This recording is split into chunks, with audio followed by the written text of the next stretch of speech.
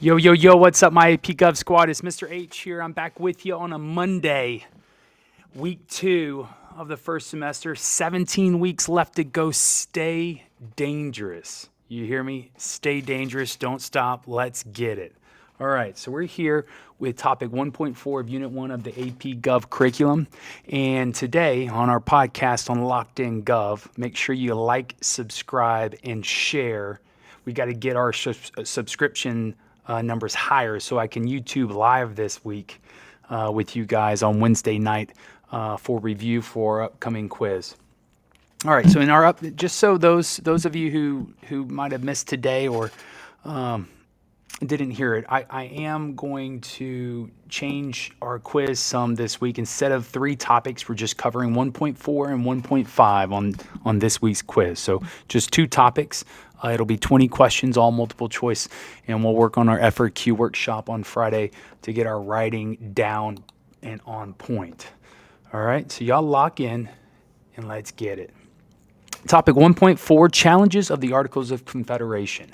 And the learning objective here that the AP overlords need us and require us to know would be explain the relationship between key provisions of the Articles of Confederation, our first government, and the debate over granting the federal government or national government greater power formerly reserved to the states. All right, and as we're going through this, guys, just some quick tips here for active listening, jot down key terms or moments. And what I have pulled up here, this is the active listening handout or worksheet that I made. Some of you didn't come back and get it. That's fine. All I need you to do is highlight, write in the margins, mark up the text. And some tips here: emojis, doodle, key terms, moments, arrows, abbreviations, listen for problems or solutions, summarize key points, whatever you need to do to make these notes yours, to make them stick, to make them memorable. Do it. Do it. You got me? That's what I'll be looking for this week. And I am almost done with week 1's grading, I promise. And I'll post grades for the quiz, last week's quiz, right after I drop this episode. All right, so let's lock in. All right. So what happens when you try to build a nation? You guys built one today in our big simulation, if you were a king, right? So what happens when you try to build a nation, but you're scared to give anyone real power? We just left a toxic relationship with someone who was controlling and abusive. And so we're scared, we're a little terrified of an abuse of power in this new nation of ours. And so what do? We get a group chat of 13 admins and no one, and I mean no one, answering. Chaos. You get a government that can't tax, can't lead, can't even vibe together. You get the Articles of Confederation. That's America's first situationship with democracy. A union in name, but not in action. And today we expose her red flags. We spill the revolutionary tea, Boston Tea Party, pun intended, and we swipe left on the articles. We move on. We say, it's time. So let's go. Let's get it. And we drop into segment 1 here, guys. Yo, yo, yo, what's up, my AP Gov squad? It's your boy, Mr. H. Y'all stay with me. Don't quit. Let's keep going. And you're locked in on another episode of Locked On Gov, where AP Gov meets Gen Z energy, political tea, and just the right amount of real historical drama to keep you from dozing off like you did during the last TikTok I posted for you guys. All right, so here we go. Today we're throwing it back way back to America's first official We the People experiment, the Articles of Confederation. And listen, guys, its potential was there. It had great potential. It came from the right place, had a good heart, but this thing flopped harder than the first Minecraft movie that came out this year, guys. It had such great potential, but it just didn't live up to our expectations. You know, the only good thing about the Minecraft movie was Chicken Jockey. And I think even Reed, you know who you are, Reed, can agree. Chicken Jockey, the only good thing about the Minecraft movie. All right, so it was America's first relationship, and like a lot of first relationships, it was cringy, confusing, and terrified of commitment. And I mean really terrified of commitment. So picture it, 1777, war still raging in the British colonies. Colonies had just ghosted King George. They were like, do we need a government or something? So boom, they slapped together the Articles of Confederation, the nation's first official government, a hot mess wrapped in parchment. But here's the twist. They were so scared of creating another king, another tyrannical ruler, autocracy, and an autocratic ruler. They gave almost all the power to the states, to the local regional governments. The national government just vibes, no power to tax, no president, no courts, nothing binding, just requests. It was like a group project where everyone insists, let's all be equal, but nobody actually opens the Google Doc, right? And while we're going, guys, if you are wondering what we're doing here, I just dropped the group project analogy here. You can type into the notes or write into the notes here. So make sure as we go through, you are writing in your notes and you're jotting down exactly what we need or what you need. Got me? All right. So think of Congress like the kid who made the Discord server, but forget to assign roles, so no one's moderating the chaos. Straight chaotic Discord energy. And let me know if the Articles of Confederation was a reality TV show character or any movie or anime or whatever TV show, movie character, who would it be and why? Drop it in the notes here, guys, reality show analogy. I want you to connect this to some of the stuff you watch or engage with. Maybe a video game character would be something here you can drop in. I just want your thoughts here and a great reason why you think that is the Articles of Confederation. Bonus points for drama, guys, all right? Personally, I say there's the early season Bachelor contestant who says, I'm not here to make friends, but also doesn't win. Okay, so maybe a Love Island character or The Survivor, whatever show you can think of. Let's get it. All right, so moving on to segment 2, guys. We're about to be here. What went wrong into our little active listening chart here, and I got your problems listed for you. You just have to do the consequences. All right, so let's lay it out plain. I'm going to lay it out as plain as possible for y'all. The articles weren't bad. They weren't necessarily broken, and they weren't completely weak. They did have some power, just not the power we needed. And here are 5 major flags that made the whole thing a walking government failure. So number 1, no power to tax the states. The federal government was broke, and I mean broke. They could ask states for money. Ask. Like Venmo requests or Cash App requests or let me hold $1, you know? And these requests went unanswered, unaccepted. They could ask the states could quite literally say, nah, fam, we good. So for example, here it's be like, hey, New York, could you spot us some cannons? Could you spot us some money? And the request expires, guys, because New York ghosted them and said, nah, we good. So fun fact here, when George Washington tried to get supplies during the American Revolution, during the war, to gain our freedom and independence from Great Britain, he was out here literally begging the states for help. One state sent a wagon full of corn. Just corn. No gold, no bullets, not even boots, just corn. I mean, if I'm George Washington, I'm furious. I'm upset. I don't feel supported. Okay, so problem number 2, no executive branch, no president. So number 1, no power to tax. Number 2, no executive. So no president, no one to enforce the laws, no one to be the hammer or sword for this new government. It was like having house rules, but no parent to enforce bedtime or curfew or lights out or whatever it might be. Imagine writing a law and then going, hope y'all follow it. LOL. Who's going to follow it? Human nature is not like that. We would most likely break it and pretend it's not there. If no teachers enforce cell phone policies, you guys would still have them on you. Or your badges, you'd leave them at home. And so, spoiler, guys, they didn't have a president and the states did not follow the laws. All right, and problem number 3. Make sure we're jotting it down, guys, as best you can on our active note guide here for me. All right, so number 3, no national court system. So every state had its own laws. Every state had its own laws.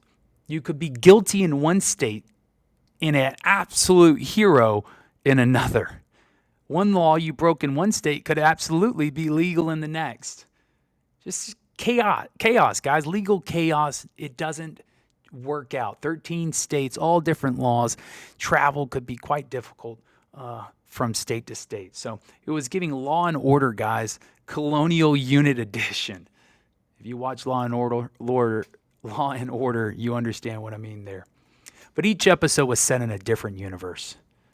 All right, number 4, no control of trade. States taxed each other like bitter exes, guys. So each state would tax another state as if they were their own sovereign nation, as if New York would tax Philadelphia or Pennsylvania, and Pennsylvania would tax New York. So it was almost like the United States trading with Mexico. Every state would tax the other states when it came to trade. New Jersey blocked goods from New York on rivers. Pennsylvania charged shipping fees to Delaware. It was the OG version of petty subtweets, but in economic form. And number five, guys, separate state currencies. Each state had its own money. You could get paid in California cash and have it be useless in Virginia. Imagine trying to pay for gas with V-Bucks. That's where we were, guys. We were living in a situation where we had 13 states, all had their own laws, their own rules, their own currency. And so when you left your state, your money was no good. So thought experiment real quick. If you had to design a country right now and your money only worked in your home state, how long before you just turned back to bartering? I'll trade my fish for your milk. I'll trade my fish for your rice. I'll trade my potatoes for your strawberries. Guys, bartering is not going to work. Not in a new nation that wants to grow and prosper. You need some sort of common currency. That way trade can exist. That way you and I can specialize. Money allows us to specialize, to instead of farming all day for our food, instead of walking to the river to grab water, instead of doing all these other things we had to do to meet our basic needs of survival, we could then go become a dentist, be a lawyer, be a policeman, be a teacher, be a president, get paid money, and then trade that money for those needs and goods that we need to survive. And so money fills that void there and allows you and I to pursue our freedom or pursue our version of happiness. And allows us to go out and make a big difference in the world with what we create, the beautiful things humans can create, art, music, literature, all of that, right? It allows us to self-actualize and find what makes us special. And that's what it's all about, what it's about being human, guys. That's what it means, is to find why you're here and what gifts God gave you to be very, very special. And money allows us to do that. All right, so moving on. Hopefully we have all that filled in. We're moving on to segment 3, Shays Rebellion. Okay, so now for the real tea, guys. Boston Tea Party, pun intended. Enter Daniel Shays. And on the notes here, you're going to be filling in who he was and why he was mad and what did his rebellion reveal. So Daniel Shays was a Revolutionary War vet, Massachusetts farmer, and a low-key legend. After the war, states were still charging high taxes. We just fought a war over a 3% tax on tea, stamp, sugar, and now we still have high taxes. We traded a king for a government that still taxed us, if not taxed us more.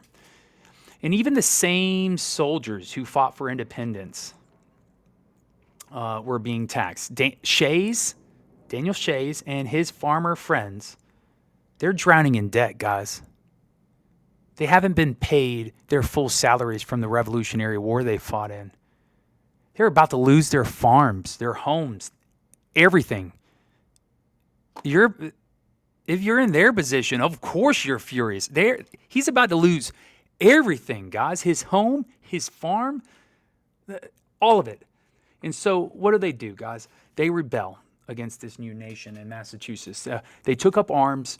They mobbed courthouses throughout the state and blocked judges from taking land,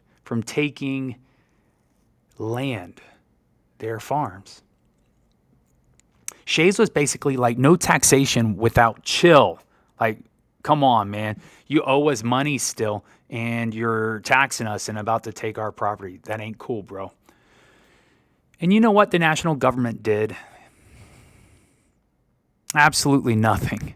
The Articles of Confederation did absolutely nothing. The Congress, so the Articles of Confederation, you had one branch, a Congress, 13 delegates, one from each state. One from each state, just a Congress. And that Congress could not raise an army. It did not have a president to lead the army. And so they did nothing. No army, no money, no power to intervene in a national crisis, whether it be foreign or domestic. Massachusetts had to handle it on their own, and they did. So let that sink in for a moment. The country couldn't even protect itself from itself. So Thomas Jefferson would write from France, by the way, where he's sipping wine most likely and just having a really nice time. Famously said, rebellions were a good thing. Rebellions were a good thing. But George Washington, he was shocked. He straight up came out of retirement because he saw how fragile this new system, this Articles of Confederation, really was. Shays Rebellion wasn't just farmers protesting. It was the giant flashing neon sign that said, this system, it ain't working, fam. Let's fix it. And George Washington, mad respect for that dude. He stood up and took charge and did what he had to do. Real OG.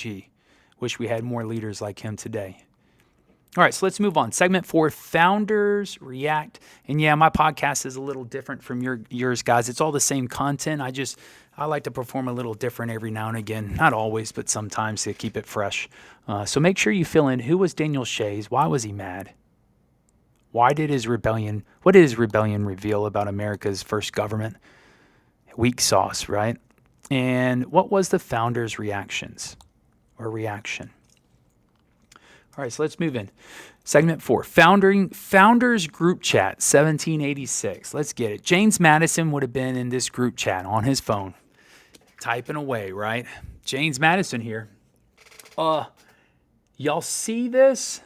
Farmers are literally storming courthouses in Massachusetts.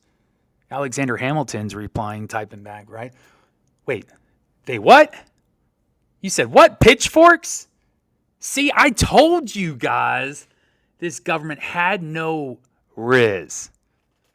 George Washington starts typing, and I mean, he's still typing. He's like, gosh, quiet guy, but man, what a brain on him. He's typing, eventually sends, I just wanted to retire, grow some turnips at my farm in Virginia at Mount Vernon. I just wanted to make some whiskey at my farm and maybe sell some, because that's, what he kind of did too. Now y'all dragging me back into this mess. I thought I fought this war, retired, and was going to live a peaceful life. Ben Franklin drops in the group message, and he's like, anyone got a new constitution in their back pocket? Anyone? No? Cool. I guess I'll just make some tea then and just wait for one of you guys to step up. Thomas Jefferson, his Wi-Fi disconnects in France. But then he sends his last words. He says, "It's given liberty, babes. No big deal. Rebellions are good for democracy." All right, so that was that group chat. I thought that would be cool to see. I imagine they were here in 21st century on their Signal app, sending each other messages.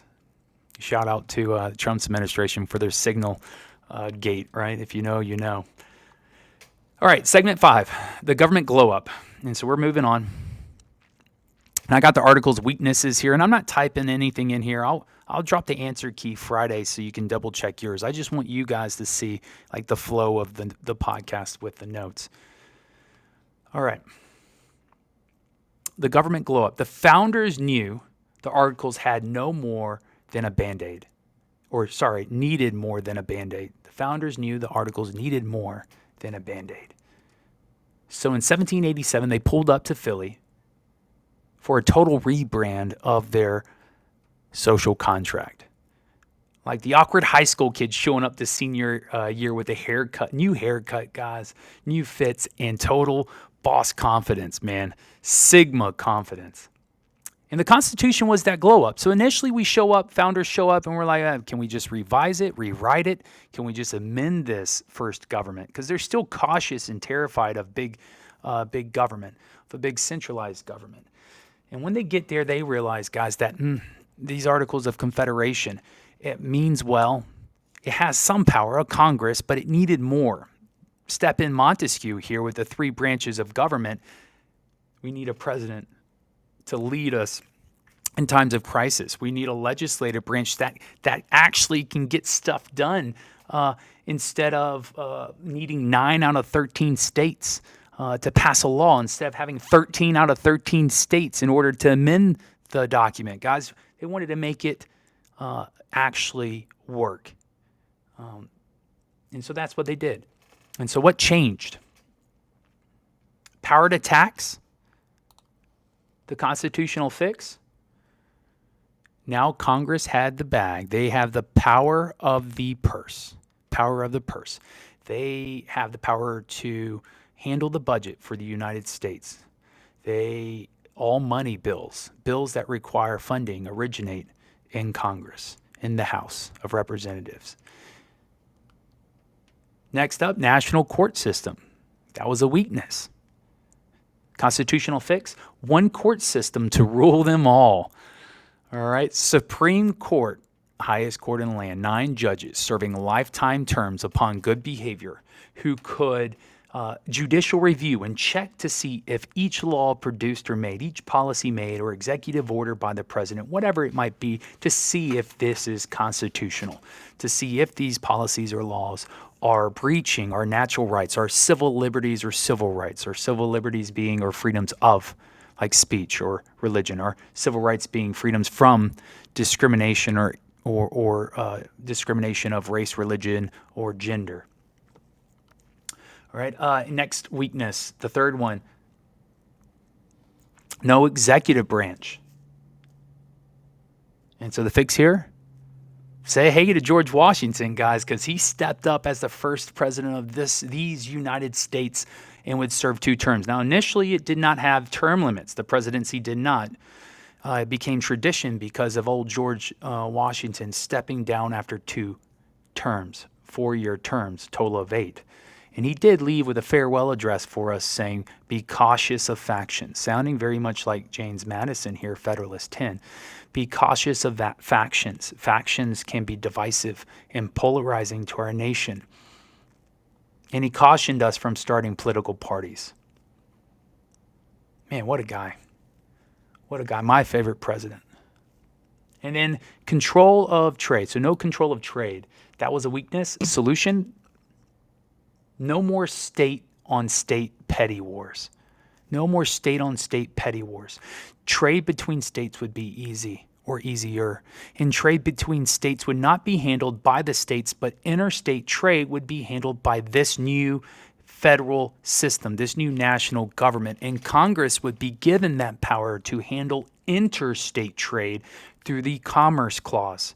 Commerce meaning trade. So interstate trade, the national government, this new national government would have power over and jurisdiction over. They would through the Commerce Clause and the Supremacy Clause. But intrastate issues or trade, that means within the state, would still be the state's prerogative, would still be the state's decisions over. They would have supremacy there. All right. So from like Gulfport to Biloxi, Mississippi would still handle that. But Mississippi to Alabama, that would be something handled at a national level if there was an issue. And then the last weakness here that we'll discuss, separate state currencies. Fix.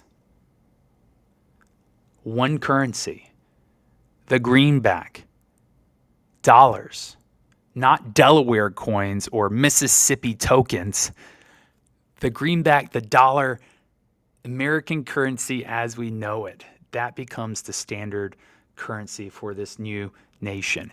And it would allow us to grow and allow us to trade and allow us to specialize into different careers and pursue different versions of our happiness, allowing us to, instead of, like I said, farming all day, you can then pursue a different career and specialize.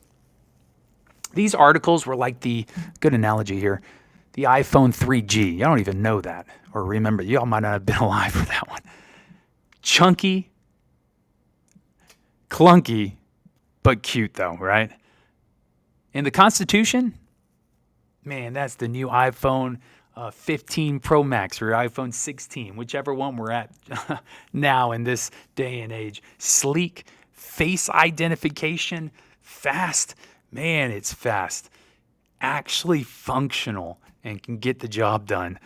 All right, so segment 6. We're getting there. We're almost there. Y'all stick with me. Goldilocks in the government system. So I need to make sure we understand this analogy because it is super important to understanding the structure that we currently have and what we did have and why we moved from where we were to where we're at now. And so for this one, y'all know the story of Goldilocks. Let's get it. And it's like a side quest almost, right? Let's unlock those achievements. So let's get into the first system, unitary system. Unitary, that word uni means one. Unitary system, think way too hot. Way too hot. King George III of Great Britain, a monarchy, one person in charge, unitary structure. They did not have states, and they still do not in Great Britain have states. They have one unitary structure of government, and it all flows from Westminster, the government building in London, outward. They don't have a Mississippi or Alabama or California type system like we have. They have Westminster in London, and that governing body is supreme and only. All right, so think Papa Bear's porridge. Too hot, one central power, no thanks, right? And where did Goldilocks move on to next? Moved on to Mama Bear's porridge. That's the confederal system. Think confederation here, a loose alliance of states, right? So this was too cold. Mom's porridge, way too cold. States had all the power. Like the Articles of Confederation, right? And this is a straight up flop, right? Straight up flop. And Goldilocks also said no thanks to this. It just didn't work out. Meant well, but it didn't work out. And then we settle on what's just right. Man, not too hot, not too cold. Just right. The federal system. And this is Baby Bear's porridge. Just right. Power shared between a national and state government. And initially it started off as a layered cake, right? National, state, and local. And within those, you have very distinct powers. And you don't see sharing or mingling or crossover of those systems. Today, guys, we're more of a cooperative federalism, not this dual federalism or this layering of it, right? We have this more cooperative marble cake, a swirling, so to speak, a mixing of these powers is what we see today. And it has changed over time. So Baby Bear's porridge, just right, power shared between the two states, the state and national government between the two. And that's what we're at right now. That's where we're at still to this day. So let's be real. Goldilocks didn't know it, but she was low-key a political theorist. Who would have thought? Who would have thought? All right, so outro here, final thoughts. So what's the big takeaway, fam? I'm glad you asked. The Articles of Confederation were like the first DIY, do-it-yourself project. You tried, you learned, and then you called in the professionals. They taught us what doesn't work. They showed us that liberty without structure is chaos. And they reminded us power needs to be balanced, not ghosted. So exit question here for y'all to think on. Make sure you finish your notes or highlighting or margin notes. Why do you think the founders were so afraid of giving the national government power? And how did that fear lead to both success and failure? Make sure you guys, you tag Locked On Gov in the comments section here if you can. And until next time, guys, stay bold, stay curious, stay locked on Gov. Peace. Mr. H out.